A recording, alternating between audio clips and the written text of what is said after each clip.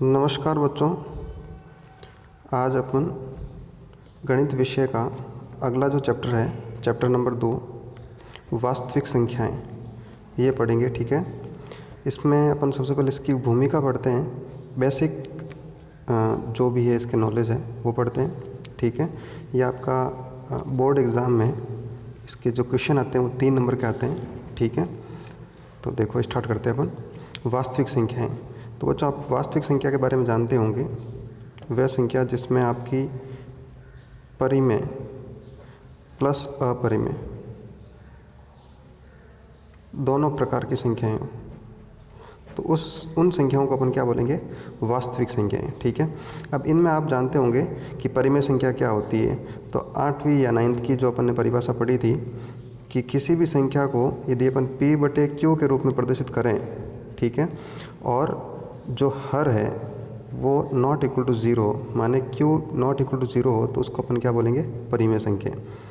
और अपरिमेय संख्या वह संख्या हैं जिनको P/Q के रूप में प्रदर्शित नहीं कर सकते हैं। ठीक है, वो अपनी क्या कहलाएगी, परिमेय संख्याएं। परिमेय संख्याएं में या फिर अपन वास्तविक संख्या की बात करें तो इसके अंदर जैसे मैं लिखता हूँ -1 0 प्लस का 1 बोल दो, चाहे अंडर रूट में बोल दो, पाई बोल दो आप। ठीक है, ये सारी क्या है, वास्तविक संख्याएं। 22/7 बोल दो आप। ठीक है, ये सारी क्या है, आपकी वास्तविक संख्याएं। इनमें से परिमेय संख्या, जैसे ये परिमेय संख्या हो गई, ठीक है, ये वाली क्या हो गई, अपरिमेय संख्या, ये भी क्या हो गई, परिमेय संख्या। ठीक है बच्चों, तो ये वास्तविक संख्या का अपना बेसिक नॉलेज है। ठीक है, तो जो अपने काम आने वाला है कक्षा 10 के अंदर, तो वो अपन पढ़ते हैं हम। ठीक है, तो सबसे पहले यहाँ पर अंक गणित की एक मूलभूत प्रमेय आती है। अंक गणित की मूलभूत प्रमेय। ठीक है, और दूसरा टॉपिक अपन पढ़ेंगे यहाँ पर यूक्लिड विभाजन प्रमेयिका। ठीक है बच्चों, तो पहले इसको पढ़ते हैं, उसके बाद में इसके ऊपर आते हैं। ठीक है, तो एक छोटा सा अपन भाग देखते हैं। वैसे इस टॉपिक को मैंने एक पहला वीडियो बनाया था, उसमें भी बताया था आपको। ठीक है, तो जैसे मुझे 5 में 2 का भाग लगाना है। ठीक है, तो ये 5 का 2 का भाग लगा, तो 2 दूनी 4 और शेषफल कितना रहा, 1 रहा। ठीक है, इसको अपन बोलते हैं भागफल। ठीक है, इसको अपन बोलते हैं शेषफल, इसको बोलते हैं भाजक, और इसको बोलते हैं अपन भाज्य। ठीक है, तो जब अपन छोटी क्लासों में थे उस समय भाग की जांच करते थे। तो भाग की जांच कैसे करते हैं, जैसे ये जो 5 है वो आने चाहिए। कैसे, यदि इसको इससे गुणा करूं, मैंने 2 × 2 प्लस शेषफल जोड़ दूं मैं। ठीक है, तो 2 × 2 4 प्लस 1 कितना आ गया, 5। दोनों तरफ बराबर आ गया, इसका मतलब ना ये भाग क्या है, सही। ठीक है, तो ये 5 जो है इसको अपन क्या बोलते हैं, भाज्य बोलते हैं। ठीक है, और ये 2 क्या है आपका, भाजक, गुणा ये वाला 2 कौन सा है, भागफल, प्लस 1 क्या आपका, शेषफल। ठीक है बच्चों, तो यहाँ पर एक छोटा सा सूत्र बनता है, भाज्य बराबर भाजक गुणा भागफल प्लस शेषफल। ठीक है, ये अपन को ध्यान में रखना अच्छे तरीके से। ठीक है, तो यदि मैं इनको किसी भी रूप में, जैसे चर के रूप में लिखूं, A B C 3 कोई संख्या है। ठीक है, तो A को अपन भाज्य मान लें, ठीक है, B को भाजक मान लें, और जो C है वो आपका शेषफल हो जाएगा, और जो Q है वो आपका भागफल हो जाएगा। ठीक है, तो इसमें कैसे बनेगा, A बराबर B × Q प्लस शेषफल को आप R ले लो। ठीक है, तो R से डिनोट करते हैं, तो A बराबर BQ प्लस R। ठीक है, ये होती है आपकी यूक्लिड विभाजन प्रमेयिका। ठीक है, जिसमें ये R जो है वो किसको डिनोट करता है, आपका शेषफल को। ठीक है, और जो Q है वो आपका भागफल को। ठीक है, और A मैंने बता ही दिया आपको, भाज्य। ठीक है, अब देखो जब अपन भाग करते हैं तो इसमें एक महत्वपूर्ण बात ये होती है कि भाग अपन तब तक देते रहते हैं जब तक शेषफल भाजक से छोटा नहीं आ जाए, ठीक है। तो देखो यहाँ पर शेषफल छोटा है 2 से 1, ठीक है। तो जो शेषफल है ये, इसका मान कहाँ से कहाँ तक होता है, ठीक है, ये चीज़ देखनी होती है। तो जो शेषफल r का जो मान है वो 0 से लगाकर 0 या फिर 0 से बड़ा, ठीक है, लेकिन कहाँ तक, जहाँ तक आपका क्या हो, b हो, ठीक है, ठीक है। b आपका क्या है यहाँ पर, भाजक है, ठीक है। तो जो शेषफल का जो मान है वो 0 से लगाकर कहाँ तक होता है, b तक होता है। माने जैसे इसमें अपन बात करें शेषफल की, ठीक है, जो r की बात करें तो कहाँ से कहाँ तक होगा, 0 से लगाकर b क्या है यहाँ पर, भाजक, माने जिसका भाग लगा रहे हैं अपन, ठीक है, 0 से 2 तक होगा। मतलब ये हो गया इसमें कि 0 हो सकता है, 1 हो सकता है, लेकिन 2 से छोटा बोल रहा है तो ये 0 और 1 हो सकता है। अपन को पहले पता चल गया इसमें कि 0 और 1 इसमें शेषफल आ सकता है, तो 1 आ गया, ठीक है बच्चों। तो इसके बाद अपन आगे बढ़ते हैं। तो एक बार इसको पुनः देख लेते हैं, वास्तविक संख्या का ये, ठीक है।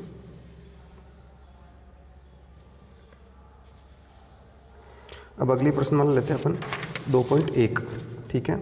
उसका पहला क्वेश्चन है, दर्शाइए कि एक विषम धनात्मक पूर्णांक संख्या का वर्ग जो है वो 8q+1 के रूप का होता है जहाँ q एक धनात्मक पूर्णांक है, ठीक है।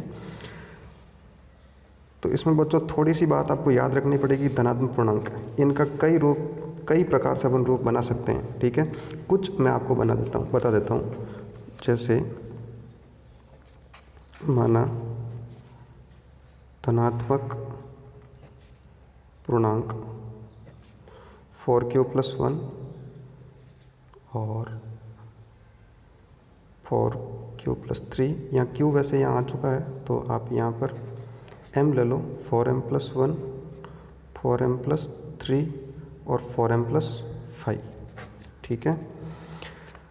अब ये बोल रहा है कि इनका जो वर्ग है वो इस रूप में आना चाहिए, ठीक है। तो अपन सबसे पहले करते हैं, यदि a बराबर 4m+1 है, ठीक है, और इनका क्या पूछ रहा है, अपन को वर्ग पूछ रहा है और इस रूप में अपन को लेके आना है, ठीक है। तो दोनों तरफ क्या कर दो, वर्ग कर देते हैं, ठीक है। तो a का स्क्वायर इक्वल टू 4m+1 का स्क्वायर, तो a स्क्वायर इक्वल टू, अब ये कैसे खुलेगा आपका, a+b का होल स्क्वायर खुलेगा, और वो क्या होता है, a square plus 2ab plus b square होता है, ठीक है। तो a की जगह कितना 4m और b की जगह कितना है 1, तो a स्क्वायर 4m का स्क्वायर प्लस 2 गुणा a कितना है आपका 4m प्लस गुणा b कितना आपका 1 प्लस 1 का square, a square equal to 16m square plus 2 चौक 8 गुणा 1 8, 8m प्लस 1 का स्क्वायर 1, ठीक है बच्चों। तब देखो अपन को ये वाला रूप लेके आना है, 8q+1 का रूप लेके आना है, ठीक है। तो अपन एक काम करते हैं, इन दोनों में से जो कॉमन आ रहा है उसको ले लेते हैं। तो यहाँ से 8m कॉमन आ रहा है, तो 8 का जब भाग लगेंगे 16 में तो 8 दूनी 16, m स्क्वायर में से m कॉमन आ गया तो m बचा, 8m पूरा कॉमन आ गया, 8m का भाग 8m में एक बार प्लस 1, ठीक है बच्चों। अब ये जो अपन को दिख रहा है इसको अपन पूर्णांक मान लेंगे कोई, माना q बराबर m 2m+1, ठीक है। तो a स्क्वायर इक्वल टू 8 और इसको अपन ने क्या मान लिया, q मान लिया, q+1, ठीक है। यही रूप अपन को बताना था 8q+1 के रूप में, ठीक है।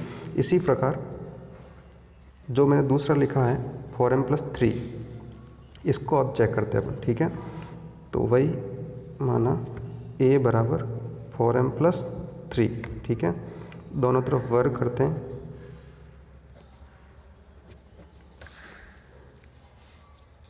तो क्या हो जाएगा, a का स्क्वायर इक्वल टू 4m+3 का होल स्क्वायर, ये a स्क्वायर हो गया, और इसको खोलने के लिए a+b का होल स्क्वायर लगाना पड़ेगा, ठीक है। उसका सूत्र क्या होता है, a square plus 2ab plus b square, a की जगह 4m है तो 4m का स्क्वायर प्लस 2 गुणा a कितना है 4m गुणा b कितना आपका 3 प्लस b स्क्वायर माने 3 का स्क्वायर, ठीक है।